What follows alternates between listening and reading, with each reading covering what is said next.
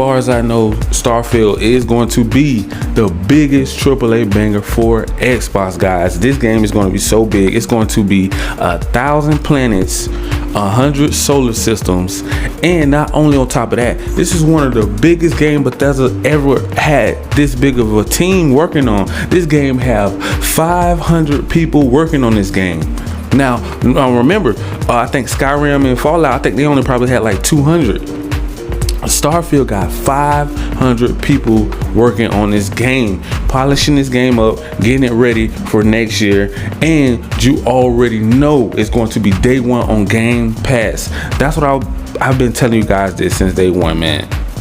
This is what Sony needs to do, is to bring more value to the PlayStation platform and PlayStation Plus Premium, and you will have things like this. So without further ado, man, I'm just going to let y'all guys pretty much listen to the creators of Starfield, the biggest AAA banger coming next year. So and I would just like to add one more thing. This is like a sci-fi shooter, and I think you can play in first person and third person on this game, and it's like kind of like cops and robbers. You can play with the good guys or the bad guys, and you can build your own spaceship and your own planet. So I think this right here is going to be amazing, and create your own characters too as well.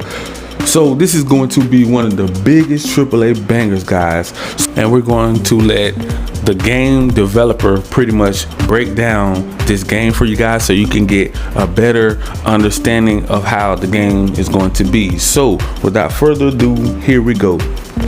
First, the thing that we want to know is what inspired Starfield? Oh, you know, so many things. I think the main ones that, I'm going to go back like in time here.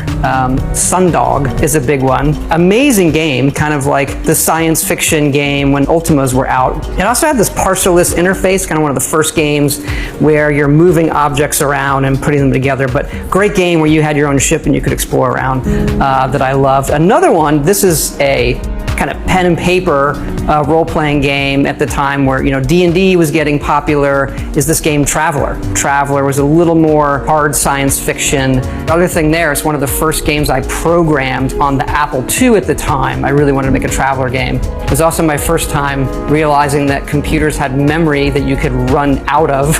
I can already see the comments, people saying you've been running computers out of memory for 40 years now, but that's an easy comment, everybody. You can do better. But those are the big ones, harkening back to those old role-playing games that we loved, and hey, can we pull off something like this with today's computers and consoles, and etc. You mentioned hard space or hard sci-fi, and I know that that's one of the things that's been hotly debated in the community. Is Starfield considered a hard sci-fi? I never quite know, like, because that's always like, what do they think it is if you say yes or no? I think it is more hard to us, hard science fiction, where you can draw that line from, okay, here's how man explored space, and you can like even look at our ships and say, all right, that has some, you know, visual identity back to that. But it's a trap question because it's a video game, right? Like a hard science fiction video game would be you die in space cold. You know, a good example, we were really into fuel and how the gravity drive works, and like I'm reading papers on like quantum physics and, you know, bending space in front of you. You don't actually warp, you bend the space, you bring the space towards you. And so what we were playing that, and it became like very punitive to the player. Your ship would run out of fuel and the game would just stop. You just want to get back to what you're doing. So we've recently changed it where the fuel in your ship and the grav drive limits how far you could go at once, but it doesn't run out of fuel. Maybe there'll be an update or a mod that allows that, but that's what we're doing now. Constellation members are excited about the character customization and the traits in the game. Can you talk more about what players will experience with the traits? I love our trait list. It's super fun. But each one obviously comes with some sort of negative as well.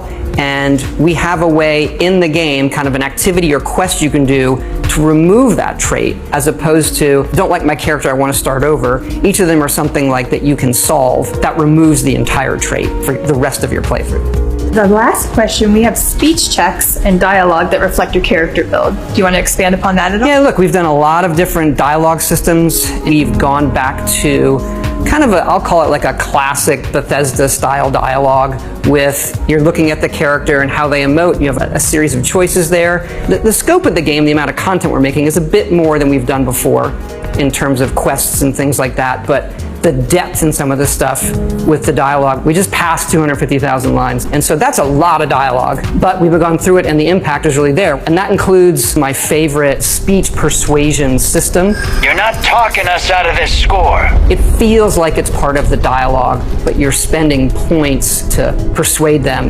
You willing to give up the ship? Just like that?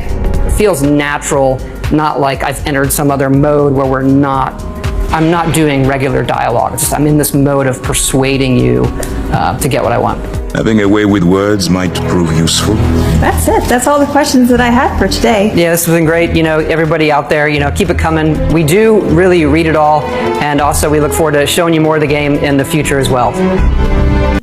Now, that right there was one of Starfield's game developers pretty much breaking down how the game is going to be and what you guys can experience and look forward to going into 2023. Like I said before, guys, if you would like to jump into the Xbox ecosystem, all you guys have to do is click the link in the description and it will take you there if you have a PC or pretty much a something like a Steam Deck or mobile, or your televisions or your mobile phones, like I said, PC or your Steam Deck, and you can jump into the Xbox ecosystem. So you guys will have all of these AAA bangers dropping into the service next year, day one.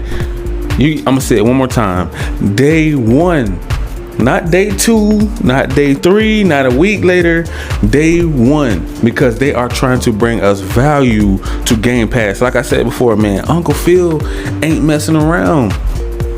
Now, Uncle Phil is not messing around, guys. This is what you guys are going to be getting going forward.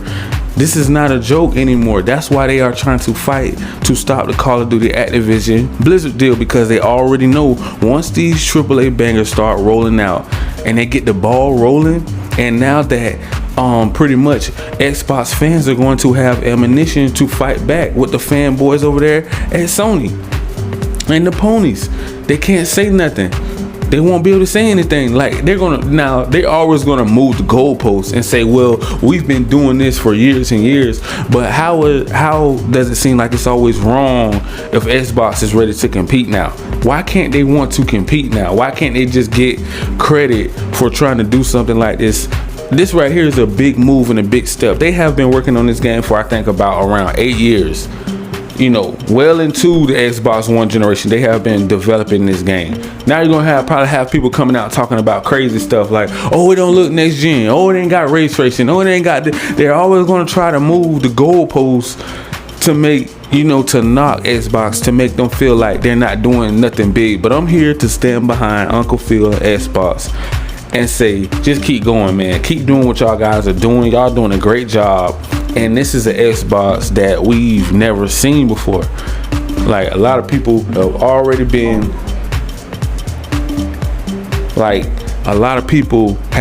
asking and begging and begging and begging for Xbox to compete year in, year out. For how long? About 10 years now? So now that they're finally competing, it seems to be a problem with Sony. They want to try to do all this blocking rights and blocking deals. As a matter of fact, they were blocking games from coming to Game Pass. They were doing exclusive backdoor deals, paying people millions of dollars not to allow their games to be dropped on Game Pass day one. It don't matter if it was indie games, multi-plat games. It may have even been some AAA banger games that was supposed to come to Game Pass, but they won't see the light of day on Game Pass because we don't know the amount of games that Sony was blocking. Now, it may have been a lot of them.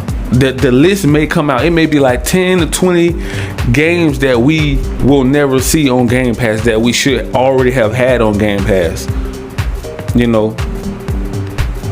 Yeah, especially Spider-Man.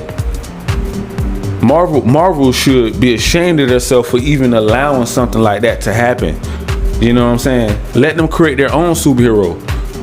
They did God of War, Uncharted, Horizon.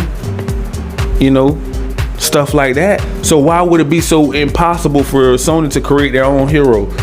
You know, they should have never gave up Crash Bandicoot, whatever. They won't remake Twisted Metal. You know how many fans are asking for games to be remade that Sony is not doing, but they're focusing on damaging and stopping and cop blocking on Xbox, on everything. Just hating on Xbox for no apparent reason, y'all. Like, this is ridiculous. It's these Decepticons over there at Sony don't care about nothing but money. You know what I'm saying? They're not focusing on bringing us value that we have been asking for years.